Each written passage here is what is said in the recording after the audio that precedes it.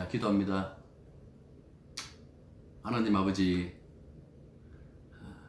세상의 일은 때로는 끊기기도 하고 서로 연결되지 않기도 하고 서로 각자의 말을 하고 있을 때도 있지만은 우리 주님 안에서 우리가 누리는 그 영생의 기쁜 소식은 언제나 우리 마음속에 울려 퍼지고 있다는 그 사실을 잊지 말게 해 주십시오. 하나님 말씀을 가까이 하고 들여다보는 것도 더욱더 사랑하기 위하여, 더욱더 순종하기 위하여 우리가 하나님 말씀을 보고 쫓고 있다는 그 사실을 잊지 말게 해 주시고, 오늘도 주의 영으로 온전히 말씀을 볼 수 있는 시간이 되게 하여 주옵소서. 예수님 이름으로 기도드립니다. 아멘. 자, 오늘은 시편 7편입니다. 7편을 다 펴보시길 바랍니다. 17절까지 있죠. 17절까지 있는데요. 처음에 한꺼번에 다 읽지 않고 단락을 나눠가지고 그 단락을 할 때에 제가 그때마다 읽겠습니다. 그러니까 여러분들께서도 성경을 앞에다 펴놓으시고 같이 볼 수 있는 그런 시간이 되었으면 좋겠습니다. 자, 7편을 보면 다윗의 시가요온 베냐민인 구시의 말에 따라 여호와께 드린 노래하고 이렇게 표제가 나와 있습니다. 이 시가요온이라는 이 단어는요, 여기 한 번밖에 안 나와요. 그래서 보통 이제 학자들은 이제 고백, 다윗의 고백 이렇게 번역하기도 합니다. 지난번 말씀드린 것처럼 정확한 뜻은 사실은 잘 모릅니다. 그러나 가장 유사하게 해석을 했다라고 이렇게 본다라면 고백 이렇게 해석을 하고 있습니다. 그리고 이 노래의 원인을 제공하는 베냐민 사람 구시라고 되어 있는데, 이 구시는 성경에 등장하지 않는 인물이에요. 그래서 고대 번역본에서는요, 다윗에게 그의 아들인 압살롬이 죽었다는 소식을 전한 이 에티오피아, 이 히브리어로 하면 쿠시, 우리 성경에서는 구스라고 이렇게 되어 있잖아. 쿠시라는 이 단어가 아니겠느냐라고 그렇게 생각해요. 또는 사울의 그 아버지 이름이 기스잖아요.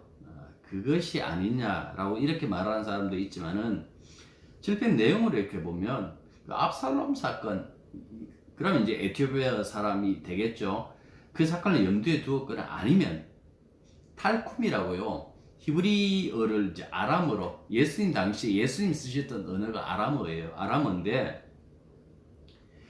이 히브리 성경, 히브리 구약을 아람어로 번역한 이 탈쿰에 보면 뭐라고 되어 있냐 하니까 이 표제가 사울의 말에 따라 이렇게 되어 있어요.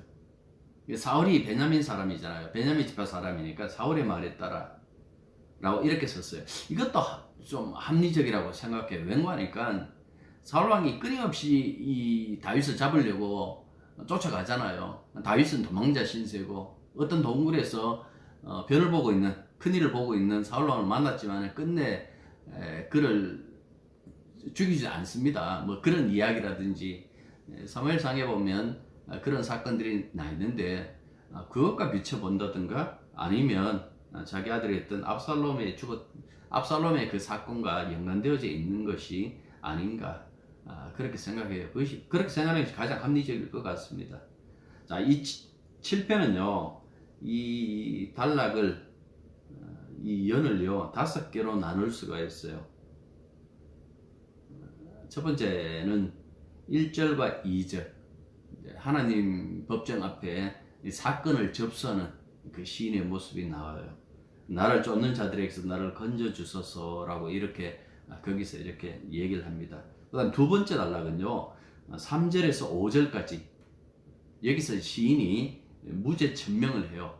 나를 살펴 벌받을 만한 마땅한 허물이 나오는지 봐달라고 그렇게 얘기를 해요. 만약에 허물이 있다라면 그 원수들에게 손에 잡혀가지고 죽겠다, 뭐 그렇게 얘기를 한다고요.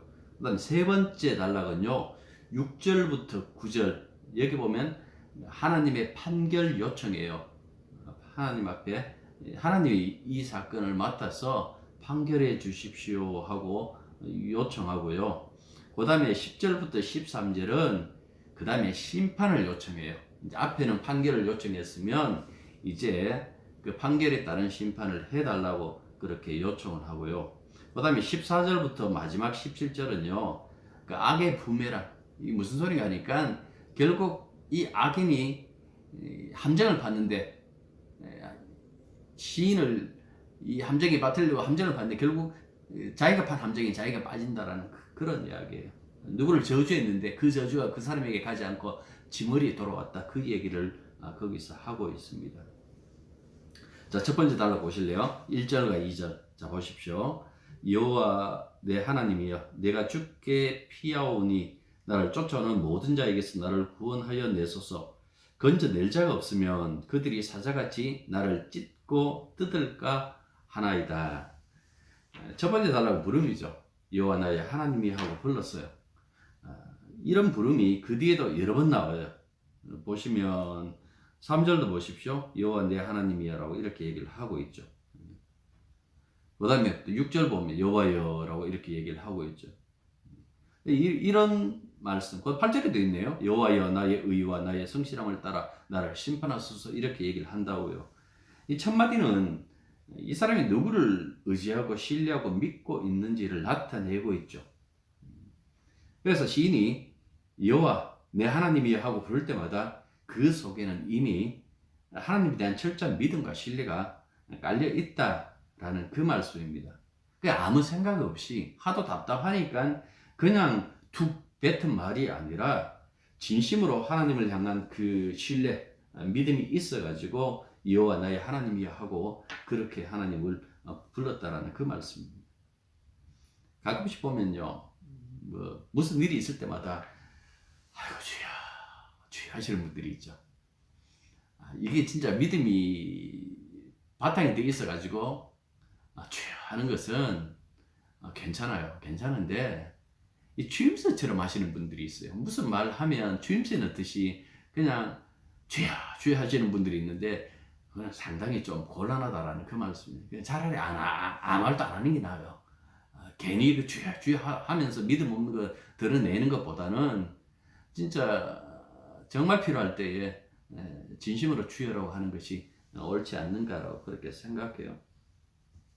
주님이 가르치신 기도에 보면 하늘에 계신 우리 아버지하고 부름으로 이렇게 기도를 열어요. 그래 우리의 기도를 누가 들으시는가라는 그 부분을 분명히 하고 기도를 연다라는 그 말씀. 그 다음에 이제 뭐 기원도 하고 여러 가지 요구도 하고 그렇게 하잖아요. 내가 누구를 의지하고 누구를 믿고 있는지 이 부분은 신앙에서 굉장히 중요하죠. 세상 살다 보면 여러 가지 일을 당하거든요. 뭐 친구나 동료나 이웃 사이에 분쟁이 일어나거나 또는 뭐 근거 없는 어떤 고발을 당하기도 하는데요. 그때 정말 내 뇌리 속에 가장 먼저 떠오르는 이름이 누구인가라는 것이 굉장히 중요하겠죠. 나의 억울함을 풀어줄 자가 누구인가? 대부분 사람들이 그런 일을 당하면 어떻게 합니까? 먼저 법에 호소를 해요. 근데 여러분들 세상 살아보면 아시겠지만 이건 뭐 세월이 가도 마찬가지예요. 이 세상에 완전한 법정 어디에 있던가요? 이 세상에 굽지 않는 그 법정 어디 있던가요? 완전하게 판결하신 그 재판관이 어디에 있던가요? 없다라는 그 말씀이에요. 그래서 시인은 이 세상의 법정이 아니라 하나님의 그 법정을 향해서 여호와 나의 하나님이 하고 주님을 붙잡았다라는 그 말씀이에요.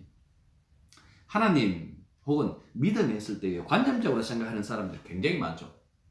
그런데 성경은 항상 그 얘기를 해요. 하나님 믿음도 우리의 현실이다라고 그렇게 얘기를 하신다고요. 우리의 삶을 간섭하시고 마음으로 이끄신다, 믿음으로 이끄신다라는 그 말씀이에요. 그런데도 지난주에 제가 말씀드린 것처럼 죽어서 천국 가면 그때서야 나를 마중 나오시는 분으로 생각하니까 어려움이 닥쳐도 여호와 나의 하나님이 하고 매달리지 않는 거예요. 매달리지 않고 어떻게 이야기를 하는가 하니까 혹시 아는 변호사 없어요? 라고 이렇게 물어요. 물론 변호사 필요해요. 정말 변호사가 필요할 때는 아는 변호사 있으면 그분을 통해서 내 어떤 이야기도 해야 되지만, 하지만은 이 표제에서 나타나듯이 이 노래가 다윗의 노래잖아요. 다윗의 노래인데, 다윗이 가장 먼저 생각한 것이 무엇인가라고 했을 때에 세상에 믿을 수 있는 내 사람이 없느냐라고 찾은 것이 아니라, 정말 여호와 하나님, 내가 믿고 따를 수 있는 분은 여호와 하나님밖에 없다. 그리고 나를 알아주실 분도 여호와 하나님밖에 없다라는 그 고백을 한다고요. 이 다윗이 왕이 될 그 과정도 가만히 보십시오. 그가 처음으로 이 유대의 이름을 알리는 그 계기가 골리앗과의 그 싸움이잖아요.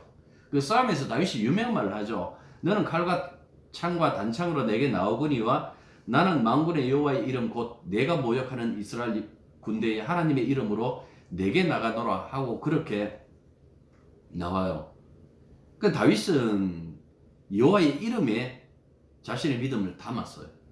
근데 블레셋은요, 그 당시 그 지역의 최고의 용병이 골리앗이라는 이름의 믿음을 담았어요.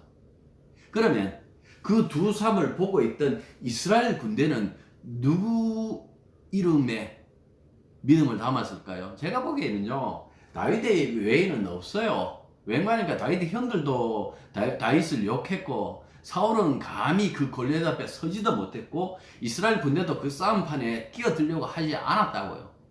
그 모습 봤을 때에 이 사람들이 하나님의 백성 하지만은 그냥 이름만 하나님의 백성이지, 다윗처럼 하나님의 이름에 자기의 믿음을 걸고 그렇게 인생을 살아가지 않았다라는 그 점을 분명히 보여줬다라는 그 말씀입니다.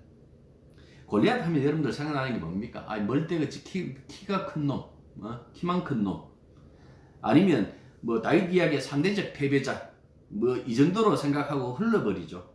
그런데 골리앗이라는 이름을 지우고 거기다 내가 좋아하거나 두려워하는 그 이름을 한번 갖다 붙여봐요. 아파트, 돈,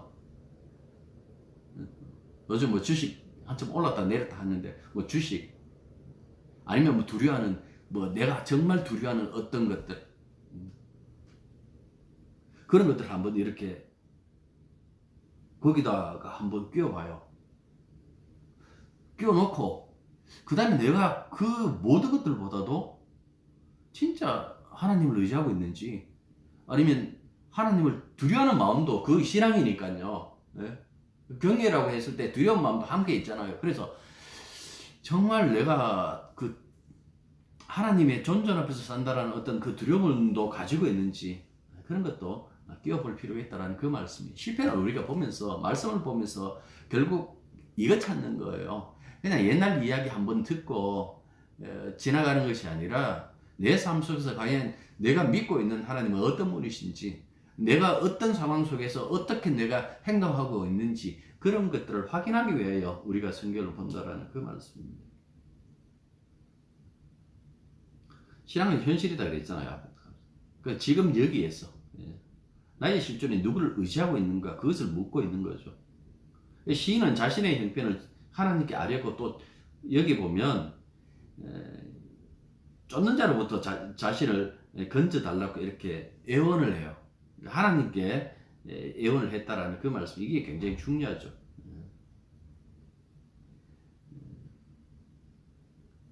누가 이런 질문을 했어요. 우리 집 큰아들인데요, 왜 시편의 저자는 알겠는데 어떻게 보면 하나님에게 찡찡대는 그 모습을 보인다, 그렇게 얘기를 했어요. 여러분들 왜 그럴까 한번 생각해 보셨나요? 시편을 이렇게 보면 찬양하고 기뻐하는 그런 시편도 있지만, 대체적으로 보면 진짜 찡찡대는 그 모습을 보이잖아요. 왜 그럴까라고 이렇게 생각을 하고 돌아보시면, 이 사람들은 우리하고 달라요. 이게 무슨 소리 하니까 영적으로 굉장히 예민하다라는 그 말씀이에요. 신앙인이라고 하지만 대부분 뭡니까? 자극을 받아야 주님 생각하고 기도하고 내가 신앙인이지 하고 기억한다는 그 말이에요. 그런데 시편에 이들은 보면 주님의 심장을 고스란히 가지고 지금 적용하고 살고 있는 그 모습을 보여요. 우리는 그러려니 하고 지나가는 그 일에도 이들은 끼어서 반응하는 그 이유는요, 이 시편의 모든 저자들이 이 선지자적 상상력을 가지고 있기 때문에 그래요. 그래서 이걸 갖고 연서 혹은 이 시편의 성문서, 연서가 아니라 연을 하고 있지만은 이 시편이 성문서잖아요. 이 성문서라고 그래요. 그러니까 이 성문서로서 이렇게 있다라는 그 말은 그냥 일반적인 유행가가 아니고 우리가 좋아하는 시인들의 어떤 시가 아니라 장차 주님이 하실 그 일과 그 마음이 고스란히 드러나는 그 마음이기 때문에 이렇게 아주 예민하게 굴고 있는 모습을 보여준다라는 그 말씀이에요. 자, 이제 넘어가서 시인은 이런 얘기를 하죠. 만약 주께서 건져주시지 않으면 쫓는 자들이 자신을 사자같이 물고 뜯으려 할 것이다 하고 말씀하고 있어요. 여기서 쫓고 물고 뜯고 이 세 동사 사이에 소리의 유의가 있어요. 라다프, 타라프, 바라크. 이 소리의 어떤 이 음률을 가지고 유의를 가지는 것은 하나의 그림으로처럼 생각하면 되는 거예요. 사자가 막 이 자기의 먹잇감을 쫓아가갖고 쫓아가잖아요. 그 다음에 물고 그 다음에 죽이고 난 다음에 뜯어버리는. 자신을 그렇게 다루지 못하도록 구원해달라고 지금 첫 번째 단락에서 그렇게 하나님한테 요청하고 있는 거예요. 자, 3절부터 5절까지 두 번째 단락인데요. 여기서는 무죄 천명을 해요. 나를 살피어 벌받아 마땅한 허물이 나오면 원수의 발에 밟혀 죽어도 좋습니다. 뭐 그렇게 얘기를 한다고요. 지금 원수들에게 여러 가지로 어려운 일을 당하고 있는데 자기가 정말 이런 일을 당해도 마땅하다고 얘기를 잘못이 없다. 그들이 무슨 죄라고 내게 죄를 뒤집어 씌웠는데 나는 정말 그런 죄를 짓지 않았습니다 하고 이 원수들의 그 고발하고 연관이 되어져 있어요. 여기서 무죄 천명, 무죄 항변한다 그래서 하나님께 어떤 죄도 짓지 않은 나는 무죄한 사람입니다 라는 그런 선언은 분명히 안 해요. 그 선언은 아니고 내가 그들이 말하는 사건과 정말 무관합니다 라고 이렇게 얘기를 하는 거예요. 에스겔서 14장에 보면 의인 3명이 나와요. 노아, 다니엘, 욥 이야기 속에서도 나는 죄 없습니다라고 얘기를 해요. 욥도 자기가 하나님 앞에 깨끗한 사람이다 그런 뜻이 아니라 내 친구들이 말하는 그런 죄를 지은 적은 없습니다라는 어떤 그런 차원에서 무죄 천명을 합니다만 아무튼 이 사람들이 의인으로 이렇게 나오지만은 이들의 의도 하나님과의 관계적인 의예요. 그냥 정말 깨끗한 사람, 흠도 티도 없는 사람, 그런 사람을 이야기하는 것은 아니다라는 그 말씀입니다. 털어서 먼지나지 않는 사람이 있겠느냐? 그 진리예요. 털어보십시오. 다 먼지 나와요. 여러분들 아무리 청소 깨끗하게 해도 이렇게 햇빛에 비춰보면요, 뭔가 먼지 같은 게 이렇게 떠다닌다고요. 세상에 완벽하게 깨끗한 것은 분명히 없어요. 시인은 자신이 지금 이 관련된 이 사건에 정말 죄가 없다라는 그런 뜻이지 나는 하나님 앞에 죄 없는 사람입니다. 그 뜻은 분명히 아니에요. 그게 이제 3절부터 5절까지 있습니다. 그래서 만일 자신이 이런 일을 행했다면 하고 가정한 뒤에 자기가 범했다고 고발된 그 3가지 죄를 나열해요. 그게 이제 3절과 4절이에요. 그리고 5절에서는 만약에 그 죄대로 그 죄를 지었다면 앞에 3개 죄를 얘기를 하거든요. 그 다음에 형벌을 3개 얘기를 해요. 3개를 얘기를 하면서 내 이런 벌을 받을게요 라고 그렇게 얘기를 합니다. 자, 3가지 죄는요. 첫째, 내 손에 불의가 있다면, 내가 뇌물을 받았다면 이렇게 이해하시면 됩니다. 내가 어떤 사람에게 뇌물을 받았다면 내가 벌을 받겠습니다. 두 번째는요, 과친한 자, 즉 친구의 호의를 악으로 갚았다면, 우리말로 하면 은혜를 원수로 갚았다면, 내가 은혜를 원수로 갚았다면 내 벌 받겠습니다. 그 얘기예요. 세 번째는요, 내 대적의 소유를 까닭없이 빼앗거든 위법한 행위를 했다면, 아무리 미운 사람이 있다 할지라도 법을 어기면서까지 그 사람을 미워하지 않았다라는 그 얘기를 해요. 그래서 이 세 가지 가정법을 통해서 자신이 이와 같은 죄와 무관하다 하고 지금 호소하고 있는 거예요. 5절 보십시오. 5절 보면 가정법으로 말한 이 세 가지가 사실이면 이런 벌을 받겠다 하면 3종 형벌을 말해요. 첫 번째, 원수가 나를 뒤쫓아 붙잡고, 두 번째, 내 생명을 땅에 짓밟게 하시고, 세 번째, 내 영광을 먼지 속에 살게 하소서. 이게 뭔가 하니까 영광은 찬양과 굉장히 밀접한 그 관계가 있어요. 내가 영광을 잃어버렸다?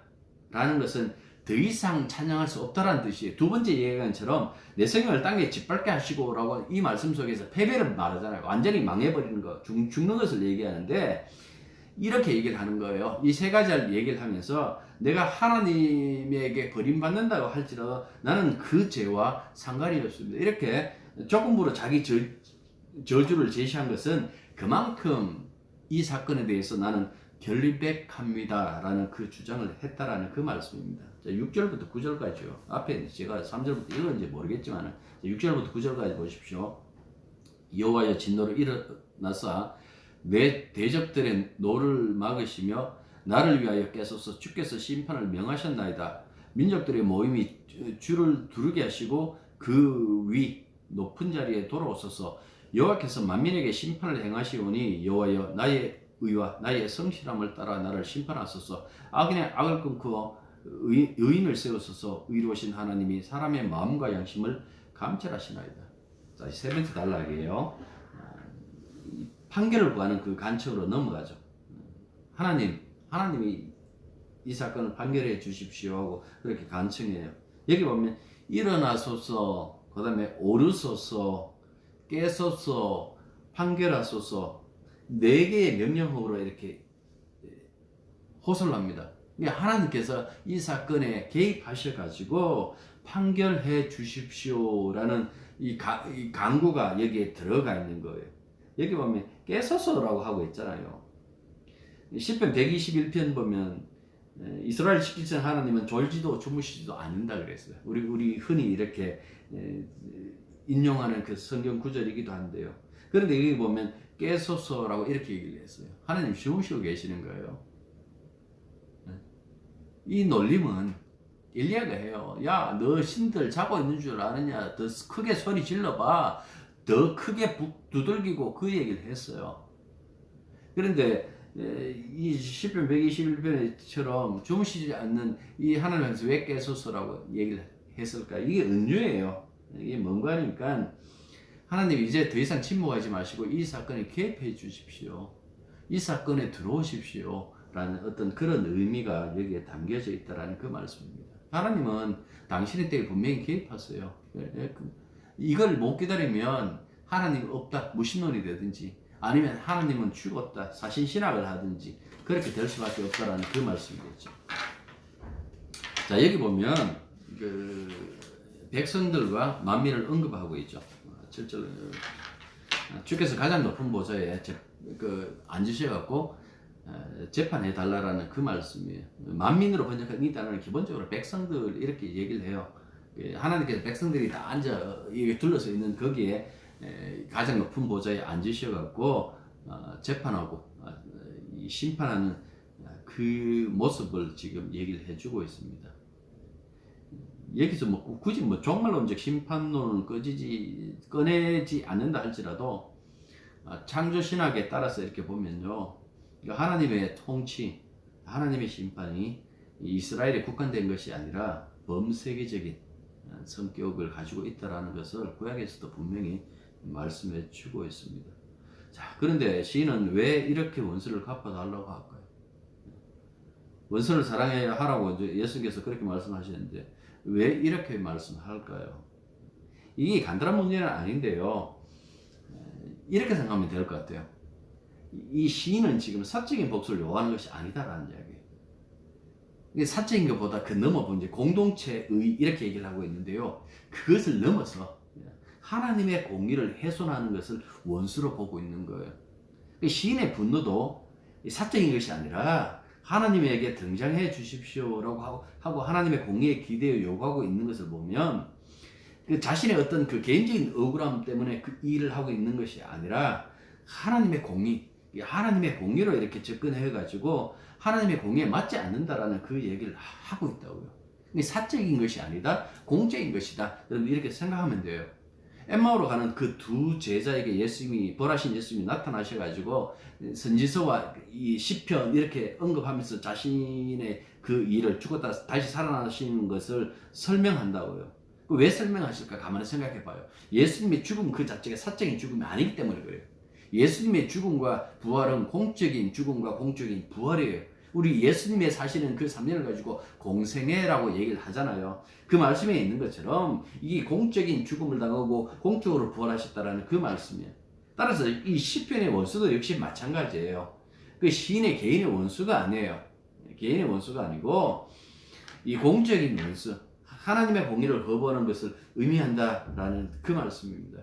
우리도 무슨 일을 당하고 억울한 일을 당하면 뭐 선자적 상상력으로 이 시편을 읽고 또한 이 말씀을 받아들여야 되는데 개인적으로 당하는 것으로 이제 생각할 때가 굉장히 많죠. 개인적으로 당하는 이 억울함도 억울함이지만은 결국은 이 시인처럼 이게 굉장히 신앙적 승화라고 그러는데요. 하나님의 공의로우심까지 끌어올려 가지고 그 공의에 맞춰 가지고 하나님 심판하십시오 해야 옳다라는 그 말씀입니다. 일반적으로 이렇게 하지 않는데요. 사적인 원수 같거나 자기 잘 되는 것에 몰두하는 그 신앙인을 향해서 성 어거스틴이 그런 얘기를 해요. 그 사람은 망상에 빠진 사람인데 이렇게 얘기를 했어요. 그 망상에 빠졌다. 참 무서운 말이죠. 달리 말하면 하나님의 공의보다 더 자기 이해 타산에 빠졌다라는 그 말이겠죠. 그건 신앙이 아니다라고 그렇게 봤다라는 그 말씀입니다. 자, 네 번째 단락은요. 10절부터 13절까지입니다. 나의 방패는 마음이 정직한 자를 구원하시는 하나님께 있도다. 하나님은 의로우신 재판장이시며 매일 분노하시는 하나님이시로다. 하나님이 회개하지 아니하면 그가 그의 칼을 가시며 그의 활을 이미 당기어 예비하셨도다. 죽일 도구를 또한 예비하시며 그가 만든 화살은 불화살들이로다. 자, 13절까지 읽었습니다. 여기서 시인은 확신하죠. 마음이 정직한 사람에게 승리를 안겨주신다. 10절에서 그렇게 얘기를 해요. 왜 그렇게 생각하는가 하니까 11절 보면 하나님은 의로운 재판장이기 때문에 그렇다라고 이렇게 얘기를 해요. 매일 분노하신다. 그러니까 매일 분노하시는 의로우신 재판장하고 분노하신 하나님하고 이런 평행을 이루고 있어요. 이게 상당히 새롭고 특이하기도 해요. 분노하시는 하나님, 버럭하시는 하나님, 앵그리버드 하나님. 근데 이 말은요, 그냥 무작정 화를 내신다는 그런 뜻은 분명히 아니에요. 모세가 자신을 나타내실 때에 얼마나 잘 자신이 긍휼이고 오래 참으시는가라는 그 부분을 출애굽기 32장입니까? 34장입니까? 거기 보면 그 말씀을 하신다고요. 그래서 여기서 말하는, 시인이 말하는 것은 하나님이 공의로우시다라는 그 얘기를 하고 있는 거예요. 하나님의 그 공의는 변함없으시다. 그 죄에 대해서는 반드시 심판하신다라는 그런 부분들을 이런 표현을 가지고 지금 얘기하고 있는 거예요. 그래서 이때까지 보면 시인은 자신의 그 무죄, 의라고 했지만 이건 무죄라고 이렇게 보는 게 좋겠죠. 자신의 무죄와 그 다음에 원수의 그 악을 계속해서 이렇게 대비시키면서 의로운 재판장은 항상 불의에 대해서 분노하고 계시다라는 그 점을 분명히 얘기하고 있는 거예요.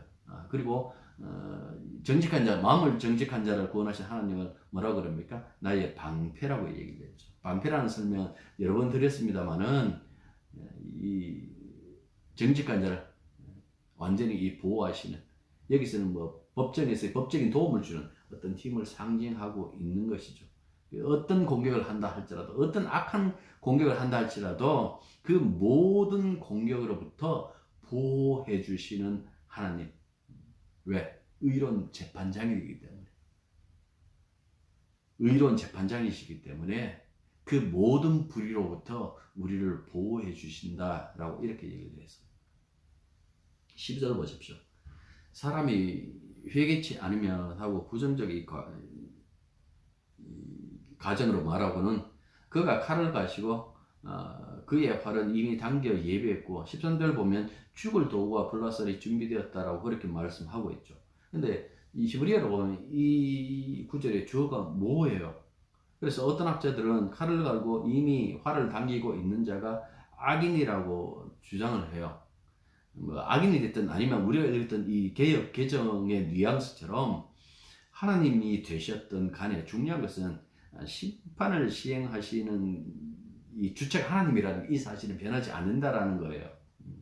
하나님께서 주변국 혹은 주변 사람을 이용해서 심판하든 아니면 친히 심판하시든 간에 심판의 주체는 항상 하나님이시다는 이 부분은 변치 않는다라고 이렇게 생각하시면 되겠습니다.